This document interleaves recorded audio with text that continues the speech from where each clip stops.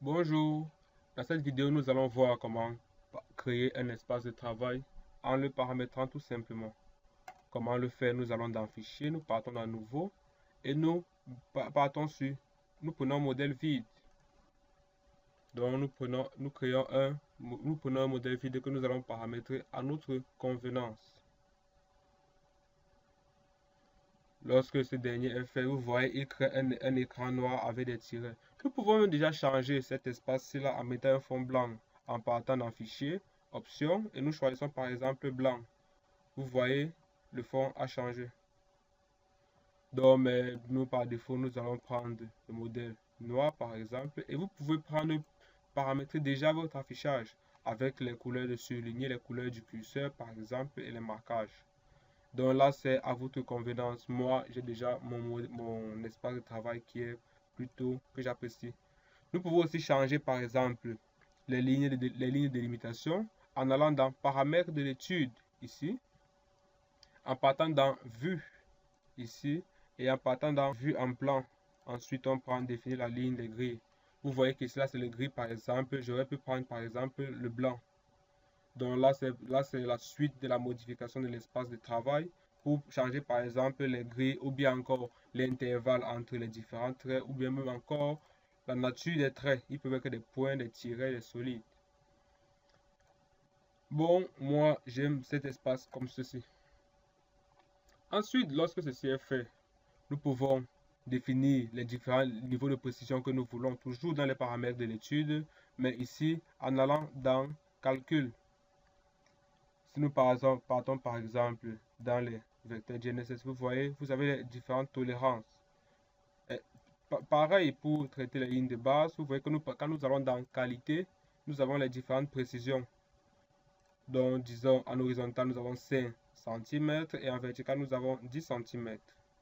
Nous pouvons les modifier par exemple en horizontal en mettant 2 cm et en vertical en mettant 5 cm et en rejetant toutes les données qui sont supérieures en horizontal à 10 cm et en vertical à 2 cm. Nous pouvons aussi venir ici là pour gérer les satellites. Par exemple, lorsque nous ne voulons pas donner d'un satellite précis, G pour GPS, R pour GLONASS et E pour Galileo.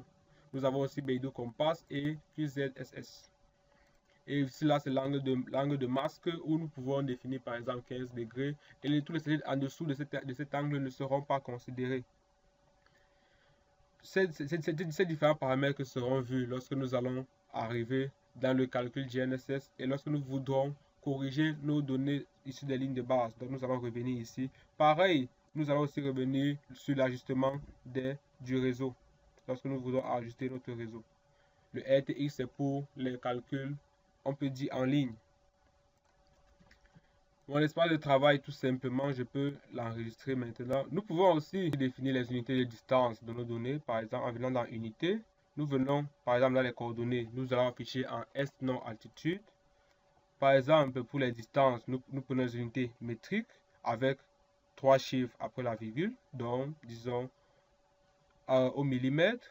Nous prenons les unités angulaires, nous prenons comme angle le grade, parce que nous utilisons nos données à des fins topographiques. Nous pouvons définir par exemple les conditions de température et de pression avec les temps. Donc il y a plusieurs paramétrages, les superficies, les volumes. Nous allons aussi définir notre système de coordonnées. Comme la vidéo précédente l'a dit, nous avons chargé notre modèle de géoïde qui était le EGM08. Nous allons créer notre nouveau système de coordonnées. En partant de la charger, on fait système zone. Nous prenons UTM 32 Nord. Nous faisons suivant. Nous prenons l'ellipsoïde WGS 1972.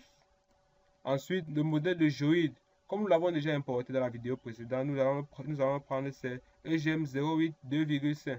C'est celui-ci. La qualité est celle topographique. Et nous terminons. Nous venons de créer notre nouveau système de coordonnées. Et nous pouvons mettre les informations générales sur nos données, comme par exemple le nom de la société. Disons, c'est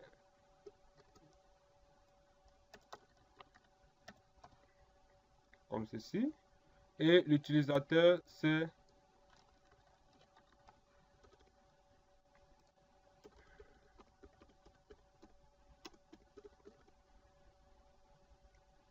avec le courriel électronique.